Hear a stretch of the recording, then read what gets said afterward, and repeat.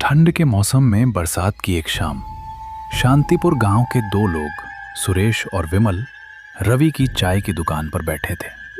उनके चेहरों से साफ दिख रहा था कि वे लोग बहुत दुखी हैं। बाहर ठंडी हवा चल रही थी और हल्की हल्की बूंदें पड़ रही थीं, जिससे ठंड और बढ़ रही थी। आमतौर पर यह दुकान शाम को लोगों से भरी रहती थी, लेकिन आज हर कोई चुपचाप अपनी निराशा में डूबा था। इसी बीच गांव के वर्तमान हेडमास्टर आलोक शर्मा दुकान पर आ पहुंचे।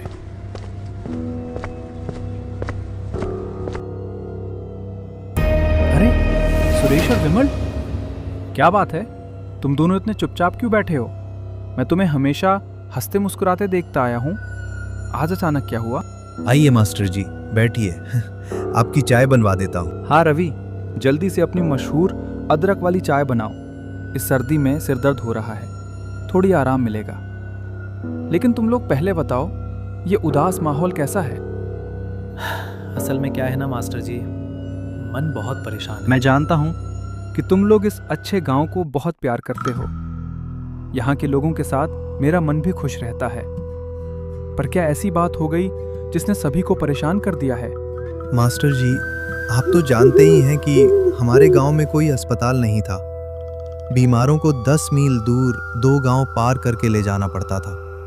रास्ते में ही कितनों की जान चली गई। इसीलिए हम सब ने मिलकर अपनी पूरी कमाई लगाई और गांव में एक अस्पताल की बिल्डिंग खड़ी कर दी। लेकिन क्या सब कुछ हो गया, फिर भी चिंता कैसी?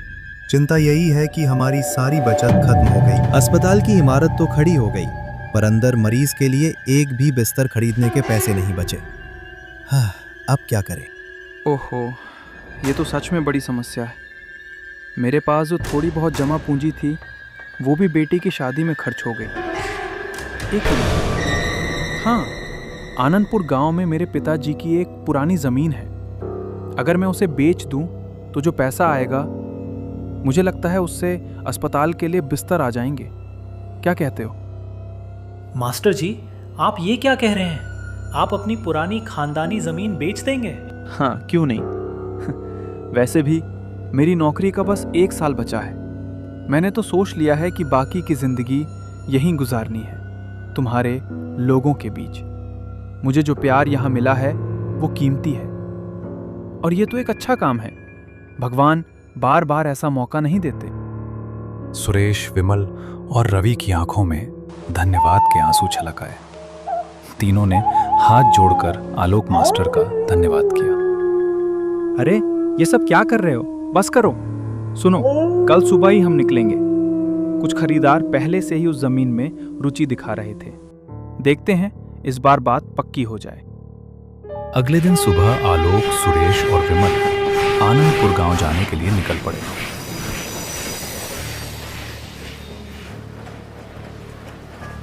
ट्रेन के सफर में बाहर बहुत तेज ठंडी बारिश हो रही थी। आसमान एकदम काला था और हवा बहुत तेज और सर्द चल रही थी।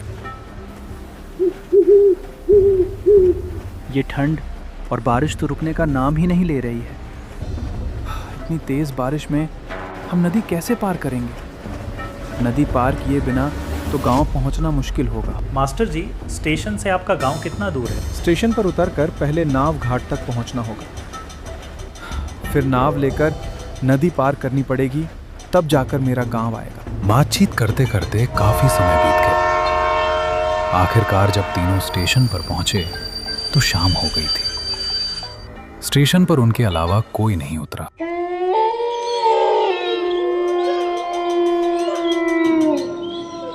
अच्छा हुआ बारिश थोड़ी हल्की हो गई है, पर हवा में ठंड बहुत है। चलो, अब देर नहीं करनी चाहिए। जल्दी से नाव घाट तक पहुंचते हैं। वे स्टेशन से बाहर आए। आसपास चारों ओर भयानक वीरानी थी। कड़ाके की ठंड और बारिश की वजह से रात का अंधेरा और भी घना लग रहा था। यहाँ हमेशा बैलगाड़ी मिलता था, पर आज एक भी नजर नहीं आ रहा। इतनी सर्द रात और इस बारिश में कोई बैलगाड़ी वाहक यहाँ आने की सोच भी कैसे करेगा? आखिरी ट्रेन से किसी के आने की शायद ही किसी ने कल्पना की हो। अब क्या करें? कोई रास्ता नहीं है, हमें पैदल ही चलना पड़ेगा। मौसम भी ठीक नहीं लग रहा। अगर बारिश फिर से शुरू हुई तो हम ठंड से ठिठुर जाएंगे। वे तीनों घने अंधेरे में आगे बढ़ने लगे। कुछ देर चलने के बाद दूर से एक बैलगाड़ी के आने की धीमी आवाज सुनाई दी। रुकिए, मुझे लगता है कोई बैलगाड़ी आ रही है, जल्दी रुको। कुछ ही पलों में कच्चे रास्ते पर एक बैलगाड़ी आती दिखी। आलोक ने बैलगाड़ी चला रहे आदमी को देखा और तुरंत पहचान लिया। कमल ने आलोक को ध्यान से देखा और फिर मुस्कुराया। अरे कमल भैया, बहुत दिन हो गए आपसे मिले हुए। अरे आलोक, तुम यहाँ? सब ठीक है? घर जा रहे हो क्या? जी कमल भैया, मैं तो ठीक हूँ। ये हैं सुरेश और विमल। मैं जिस शांतिपुर गांव में मास्टर हूँ, ये वहीं के हैं। हम सब तो अभी मेरे घर जा रहे थे। कमल भैया, आप हमें नदी किनारे तक छोड़ देंगे क्या? शायद हमें आज रात की आखिरी नाव मिल जाए। इस बरसात की सर्द रात में नाव मिलना मुश्किल है, पर चलो मैं कोशिश करता हूँ। बैठ जाओ। जल्दी करो सुरेश। विमल, ये मौका मत छोड़ो। अगर ये बैलगाड़ी चली गई तो सारी रात इसी ठंड और बारिश में गुजारनी पड़ेगी। उठो, चलो चलो। सभी लोग बैलगाड़ी पर जाकर बैठ गए। अंधेरे में ही बैलगाड़ी आगे बढ़ने लगी। कुछ देर बाद आलोक ने कमल से पूछा, कमल भैया, आपकी उम्र इतनी हो गई, फिर भी आप अभी भी बैलगाड़ी चलाने का काम करते हैं?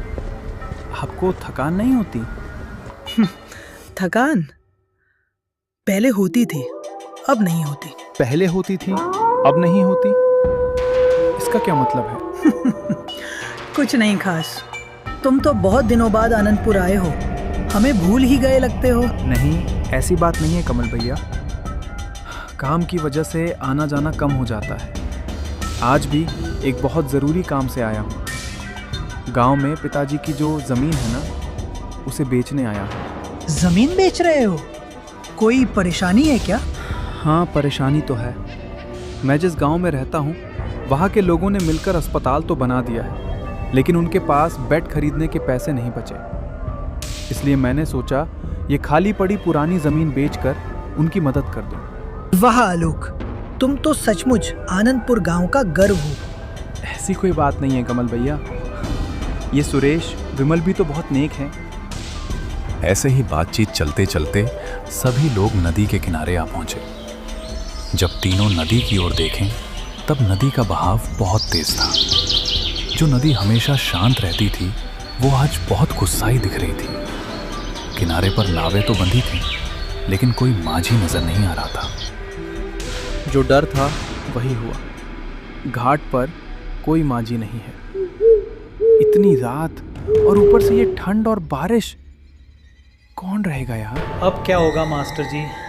लगता है आज रात भीग कर ही बितानी पड़ेगी।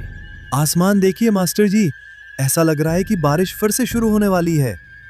आसमान में काले बादल तेजी से जमा हो रहे थे। नदी की ओर से तेज और ठंडी हवा के झोंके चलने लगे। कमल, जो उनके पास ही खड़ा था, बोला, अगर आप लोगों को मेरी बात बुरी ना लगे तो मैं एक सलाह दूं। आप क्यों हिचकिचा रहे हैं कमल भैया? कहिए, क्या बात है? थोड़ी देर में फिर से तेज बारिश शुरू होगी और ठंड और भी बढ़ जाएगी। और अभी तो कोई माझी भी नहीं है घाट पर। इसके बजाय आप लोग एक काम करो, वो देखो सामने ही मेरा घर है, आज की रात वहीं गुजार लो। आप सही कह रहे हैं। इससे पहले भी तो कितनी बार आपकी बैलगाड़ी में स्टेशन गया हूँ। सुरेश, विमल, और कोई रास्ता तो दिख नहीं रहा है। कमल भैया के घर ही चलते हैं, क्या कहते हो? कमल भैया, आपने हम पर बहुत बड़ा एहसान किया है। हाँ, हमें कमल भैया के घर ही चलना चाहिए, नहीं तो इस सर्द बरसात की रात में हम बड़ी मुसीबत में पड़ जाते। सभी लोग मिलकर कमल के घर की ओर बढ़ने लगे।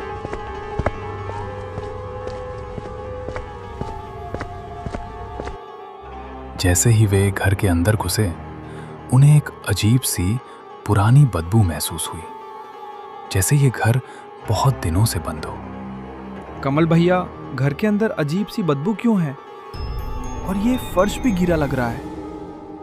इस ठंड में तो और भी बुरा लग रहा है। ये घर ज्यादातर समय बंद ही रहता है। मैं तो अपनी बैलगाड़ी लेकर बाहर ही रहता हूँ। शायद खिड़की खुली रह गई होगी और पानी अंदर आ गया होगा। कमरे के कोने में एक टूटी हुई खिड़की से हल्की रोशनी आ रही थी। मैं आप लोगों के लिए खाने का इंतजाम नहीं कर पाया। घर में कुछ नहीं है। आप उसकी चिंता मत कीजिए। इतनी खराब मौसम में और इस ठंड में रात गुजारने के लिए छत मिल गई, इससे बड़ी बात और क्या हो सकती है। आप नहीं होते तो हमारी रात कैसे कटती भगवान जाने। ठीक है, आप लोग आराम करो। और आप कहाँ सोएंगे? मैं बाहर सो जाऊंगा, मुझे कोई परेशानी नहीं होगी। नहीं, आप हमारे साथ सो जाइए। नहीं, मुझे कोई दिक्कत नहीं है। ये कहकर कमल बाहर चला गया।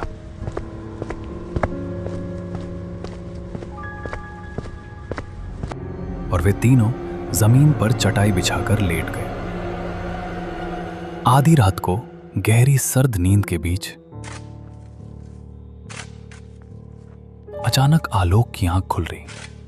उन्हें एक अजीब आवाज सुनाई दी, जैसे कोई घर से कुछ दूरी पर जमीन खोद रहा हो। आलोक ने पहले इसे अनदेखा करने की कोशिश की, लेकिन आवाज तेज होती गई। ऐसा लग रहा था कि खुदाई करने वाला किसी की परवाह नहीं कर रहा है। आलोक मन ही मन, ये कैसी आवाज है? कौन हो सकता है इस रात में? आलोक तेजी से उठे और खिड़की के पास जाकर बाहर झांका। आलोक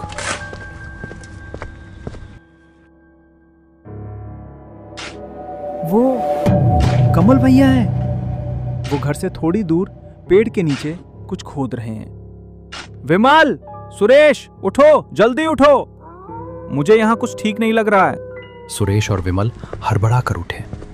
आलोक ने दोनों को खिड़की के पास बुलाया। अरे, कमल भैया कहाँ गए? अभी तो यहीं थे। आपने सच में उन्हें देखा था मास्टर जी? हाँ बिल्कुल, चलो बाहर चलकर देखते हैं। वे तीनों दबे पांव घर के पीछे वाले पेड़ की ओर गए। देखिए, पेड़ के नीचे जमीन पर कुछ दिख रहा है। मुझे लगता है कि कमल भैया जानबूझकर चाहते थे कि मैं जाग कर ये देखूं। देखो सुरेश, मिट्टी हटाकर देखो क्या है। सुरेश ने हाथ से मिट्टी हटाई और वहां पैसों से भरी हुई एक घड़ा दिखाई दिया। अरे, ये तो पैसों से भरी हुई एक घड़ा है। सच में बहुत सारे पैसे हैं। लेकिन ये किसका है? और कमल भैया कहाँ चले गए? हाँ, वो किसी और का पैसा है। हमें उसकी जरूरत नहीं है। इसे जैसे था वैसे ही अच्छे से मिट्टी में छिपा दो। चलो वापस चलते हैं। ठीक उसी पल वो पेड़ जोरदार तरीके से हिल उठा। तीनों ने डरकर ऊपर देखा तो एक भयानक लंबे पैरों वाला चेहरा बैठा था।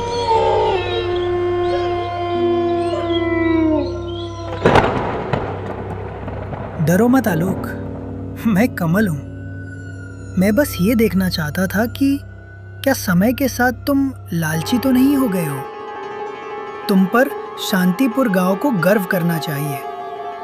तुम चाहते तो इतनी आसानी से ये सारे पैसे ले सकते थे। जहां तुम्हें पैसों की इतनी ज़रूरत है और यहाँ इतना खजाना पड़ा था, फिर भी तुमने लालच नहीं किया। और मैं अकेला बूढ़ा आदमी तुम तीनों के सामने रुक भी नहीं पाता। कमल भैया, ये कहकर कमल का भयानक चेहरा सर्द हवा में गायब हो गया। वे तीनों बस पैसों से भरे हुए कलश को देखते रह गए। ठंड और बारिश की रात एक भूतिया घर में बिताया हुआ वो अनुभव उन तीनों के मन में हमेशा के लिए याद होकर रह गया।